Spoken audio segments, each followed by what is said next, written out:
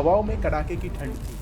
12,000 feet की ऊंचाई पर बर्फ में आधा दबा एक जवान, जिसके दाएं हाथ ने अब भी अपनी AK-47 कसकर पकड़ रखी थी। वो हाथ ठंड से नीला पड़ चुका था, जान निकल चुकी थी, लेकिन उसकी उंगलियां आखिरी सांस तक एक पूरी मैगजीन खाली कर चुकी थी। ये कोई साधारण सैनिक नहीं थे, ये थे हवलदार हंगपन दादा, जिन्होंने भी उनके साथ लड़ाई लड़ी। वो बताते हैं कि उनका मानना था आतंकियों को माफ करना ईश्वर का काम है, लेकिन ईश्वर से मुलाकात कराना हमारी जिम्मेदारी है। ये बात है 26 मई 2016 की रात की। POK की खूबसूरत लेकिन खतरनाक लीपा वैली, जहां से 4 भारी हथियारों से लैस आतंकवादी रवाना होते हैं। लीपा वैली गर्मियों में बहुत सुंदर और शांत दिखती है, अखरोट और सेब के बाग, छोटे छोटे झरने, हरे मैदान। लेकिन इसका दूसरा पहलू ज़्यादा लोग नोटिस नहीं करते, वो हिस्से जहाँ से आतंकी लॉन्च पैड चलाए जाते हैं और घुसपैठ के लिए लोग कश्मीर में भेजे जाते हैं। उस मई की रात बिल्कुल अंधेरा था, बारिश हो रही थी और बिजली चमक रही थी। ये वो रेंज है जहाँ से भारत के सैनिक 14,000 फीट की ऊंचाई पर निगरानी रखते हैं। हर पोस्ट के नीचे नज़ारे खूबसूरत दिखते हैं, लेकिन ऊपर उतना ही बड़ा खतरा भी मंडराता है। यही चोटी एक मुश्किल चुनौती थी, जिसे पार करके आतंकियों को कश्मीर घाटी में घुसना था।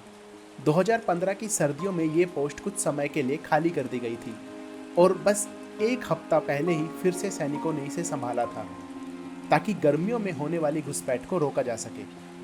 अक्सर सर्दियों में लॉजिस्टिक कारणों से सेना पोस्ट को खाली कर देती है और मौसम सामान्य होने पर वापस बुलाती है। भारी बर्फबारी इन रास्तों को बंद कर देती है, जिनसे अक्सर घुसपैठ होती है।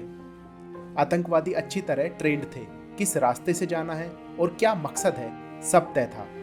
वे सावधानी से LOC पार करके रेंज की तरफ बढ़े। अगर वो रेंज पार कर लेते तो नीचे वैली में छुपने की काफ़ी जगह थी। अगर वो थोड़ी देर और पकड़े नहीं जाते तो हालत बहुत खराब हो सकती थी। भारत ने LOC के साथ जो फेंस बनाया है उस पर करोड़ों खर्च किए हैं, मगर हर साल भारी बर्फ उसे खराब कर देती है। ऐसे गैप आतंकवादी तुरंत इस्तेमाल कर लेते हैं और कभी कभी पाक आर्मी की बॉर्डर यूनिट भी उनकी मदद करती है। इन आतंकियों को उस दिन एक ऐसा ही गैप मिल गया। इस सेक्टर में फेंस और LOC के बीच लगभग 2 किलोमीटर की दूरी थी। उस रात अंधेरे में चारों आतंकवादी LOC पार कर रहे थे और उन्हें नहीं पता था कि आगे क्या होने वाला है। सुबह की पहली हल्की रोशनी हो रही थी जब 35 राष्ट्रीय राइफल की मीरा पोस्ट पर तैनात सिपाही JN बेते को बर्फ में कुछ हलचल दिखाई दी। पहले उसे लगा शायद कोई जंगली जानवर होगा, लेकिन ट्रेंड सोल्जर का सिक्स्थ सेंस कभी धोखा नहीं देता। वो अपनी AK-47 को उठाकर बाहर निकला और कुछ दूर जाकर देखा। उसे बर्फ पर फ्रेश फुटप्रिंट्स नजर आए। बस उसी पल उसे समझ आ गया, आज नाश्ता नहीं होगा, आज लड़ाई होगी। बेते तुरंत वापस जाकर इको कंपनी के कमांडर मेजर K अमृता राज को अलर्ट भेजता है। मेजर साहब ने बस चाय की एक चुस्की ली ही थी कि रेडियो चीख उठा। नौगाम सेक्टर में इस साल का पहला एनकाउंटर शुरू होने वाला था। शमशाबरी के ऊपरी इलाकों में पिछले कुछ दिनों में 10 फीट से ज़्यादा बर्फ गिर चुकी थी और तापमान लगभग -15 डिग्री सेल्सियस तक जा पहुंचा था। सुबह साबू पोस्ट से सैनिक 5:45 पर रवाना होने ही वाले थे, तभी मेजर राज का रेडियो अलर्ट आया, तुरंत एरिया को घेरो ताकि आतंकवादी नीचे आकर भाग न पाए। कितने आतंकी हैं? 2, 4, 6, कोई नहीं जानता था, पर दादा के लिए ये नंबर मायने नहीं रखते थे। जो मायने रखता था वो ये कि आतंकवादियों को जितना जल्दी और साफ तरीके से नाकाम किया जा सके उतना अच्छा। दादा ने अपनी टीम को देखा और बोले, वो हमारी पोस्ट तक आ गए हैं, अब एक कदम भी आगे नहीं, यही निपटा देंगे। ये सुनते ही सभी जवानों में जोश भर आया। दादा अरुणाचल प्रदेश की पहाड़ियों में पले बड़े थे। बरसाती नदियां, खड़ी चट्टानें और घने जंगल तो जैसे उनका दूसरा घर था। इसलिए जब कश्मीर की पोस्टिंग मिली, उन्होंने खुद रिक्वेस्ट करके 35 राष्ट्रीय राइफल ज्वाइन की और सिर्फ 3 हफ्तों में ही वो ऊंचाई वाले क्षेत्र में तैनात हो चुके थे। ऊपर की पोस्ट को मेजर का आदेश मिला, ऑटोमेटिक फायर ओपन। ऊपर से गड़गड़ाहट जैसे फायरिंग शुरू हो गई। घबराए हुए आतंकी चोटी छोड़कर नीचे भागने लगे, सीधी उस दिशा में जहां दादा और उनकी टीम घात लगा के बैठी थी। दादा बिल्कुल स्थिर होकर चट्टान के पीछे लेटे थे और सांस तक नहीं ले रहे थे। दो आतंकी अब उनकी AK-47 की रेंज में थे, पर अचानक दोनों रुक गए। क्यों? क्योंकि उन्होंने पोजीशंस स्पॉट कर ली थी। अगले ही पल दोनों ने नीचे की ओर जोरदार फायरिंग शुरू कर दी। जवान कवर में आ गए, लेकिन दादा उठे और सीधा चढ़ाई पर अटैक कर दिया। हाँ, सीधा गोलियों की ओर, AK-47 हाथ में, बर्फ पर दौड़ते हुए। उनकी टीम चिल्लाई, दादा सर रुक जाओ, कवर ले लो। पर दादा के कानों में कुछ नहीं गया। वो बिजली की गति से आगे बढ़े और आतंकियों के बिल्कुल करीब पहुंचकर पूरी मैगजीन 30 गोलियां एक साथ उतार दी। दोनों आतंकी वहीं ढेर हो गए। दादा तुरंत नई मैगजीन डालते हैं। उनकी सांस तेज चल रही थी, पर कदम मजबूत थे। अब कोई कवर नहीं था। दादा सफेद बर्फ पर बिना कवर के चल रहे थे और उनकी छाया साफ दिख रही थी और वो आगे बढ़ते जा रहे थे। तीसरा आतंकी अचानक एक चट्टान के पीछे से निकलकर फायर करता है, सीधे दादा की तरफ। लेकिन दादा तेज स्पीड से साइड रोल करते हैं। गोलियां बाल बाल चूक जाती है।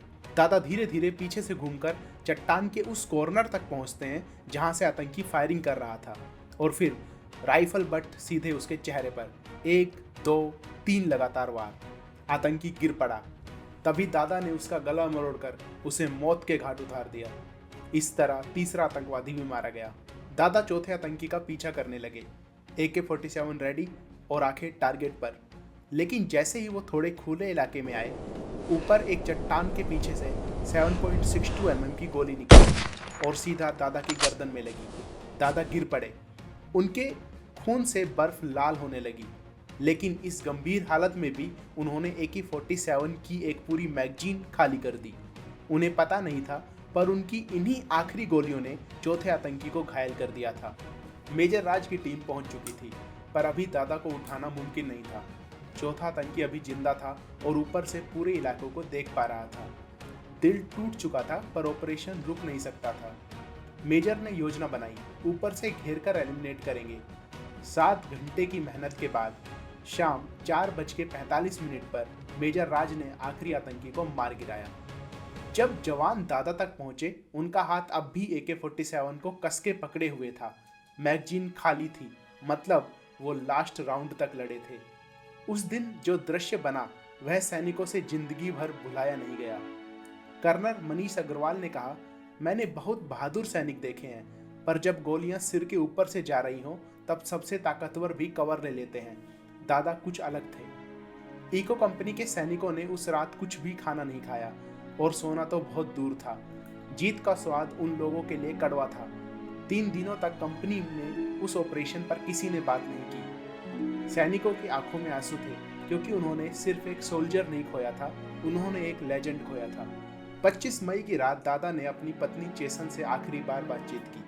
5 मिनट की वह वार्तालाप अब उनकी यादों में हमेशा के लिए रह गई। हवलदार हंगपन दादा की बहादुरी के लिए उन्हें मरणोपरांत अशोक चक्र से सम्मानित किया गया। असम रेजिमेंटल सेंटर ने अपने मुख्य कार्यालय का नाम उनके नाम पर रखा। अरुणाचल प्रदेश ने उनके नाम पर खेल टूर्नामेंट रखे। मेजर राज कहते हैं कि दादा का साहस लोगों को हमेशा याद रहेगा। 2017 में गणतंत्र दिवस पर जब चेसन ने राष्ट्रपति से अशोक चक्र लिया, तो वह गर्व और गम दोनों साथ लेकर वहां खड़ी थी। उन्होंने कहा कि वो दिल से रो रही है, पर सार्वजनिक तौर पर आंसू दिखाना उनके लिए मुश्किल था। वह दादा की बीवी थी और दादा के कारण ही वहां थी, जो अकेले 4 आतंकवादियों से भिड़ गए और आखिरी सांस तक लड़े। ऐसे वीर लोग कभी नहीं मरते, उनकी कहानियां पीढ़ियों तक जिंदा रहती हैं। जय हिंद।